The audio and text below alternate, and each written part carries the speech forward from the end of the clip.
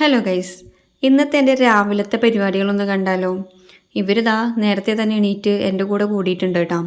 അപ്പോൾ ഞാനിന്നിവിടെ ഉണ്ടാക്കുന്ന പുട്ടും പഴം വാട്ടിയതുമാണ്. ഞാൻ ദാ ഇങ്ങനെയാണ് പുട്ടുണ്ടാക്കാറ് കേട്ടോ. അപ്പോൾ ഇങ്ങനെ പുട്ടുണ്ടാക്കുന്നവരാരെങ്കിലും ഒക്കെ ഉണ്ടെന്നുണ്ടെങ്കിൽ ജസ്റ്റ് ഒന്ന് കമൻറ്റ് ചെയ്യണേ.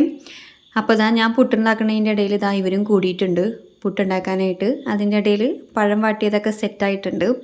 ഇവർക്ക് ഇതേപോലുള്ള കുഞ്ഞു കുഞ്ഞു പണികളൊക്കെ എടുക്കാൻ ഭയങ്കര ഇഷ്ടമാണ് കേട്ടോ. അപ്പം ഞാനത് അവരെ സപ്പോർട്ട് ചെയ്യുകയും ചെയ്യും. കാരണം അവരും പഠിക്കണമല്ലോ പണികളൊക്കെ. പെൺകുട്ടികളെ മാത്രമേ നമ്മൾ പണികൾ പഠിപ്പിക്കാൻ പാടുള്ളൂ, അങ്ങനത്തെ ഇതൊന്നും ഇപ്പോഴത്തെ കാലത്ത് നടക്കണ കാര്യമല്ല അല്ലേ.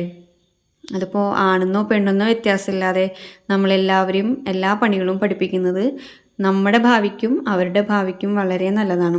അപ്പോൾ അവരെ നമ്മൾ ചെറിയ ചെറിയ പണികൾ ഇപ്പോഴേ തന്നെ പഠിപ്പിക്കുക.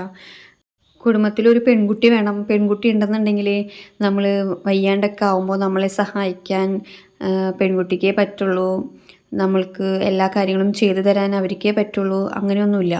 ആൺകുട്ടികൾക്കും നല്ല മനസ്സുണ്ടെന്നുണ്ടെങ്കിൽ അവർക്ക് നമ്മളെ നോക്കാനുള്ള ഒരു ക്ഷമയും ഇതൊക്കെ ഉണ്ടെന്നുണ്ടെങ്കിൽ ഏറ്റവും നല്ലത് ആൺകുട്ടികൾ തന്നെയാണെന്നാണ് എനിക്ക് തോന്നുന്നത്. പെൺമക്കൾ എന്ന് പറഞ്ഞു കഴിഞ്ഞാൽ കല്യാണം കഴിഞ്ഞ് അവരവരെ വഴിക്ക് പോകും. പക്ഷേ ആൺമക്കൾ എപ്പോഴും നമ്മളുടെ കൂടെ തന്നെ ഉണ്ടാവും.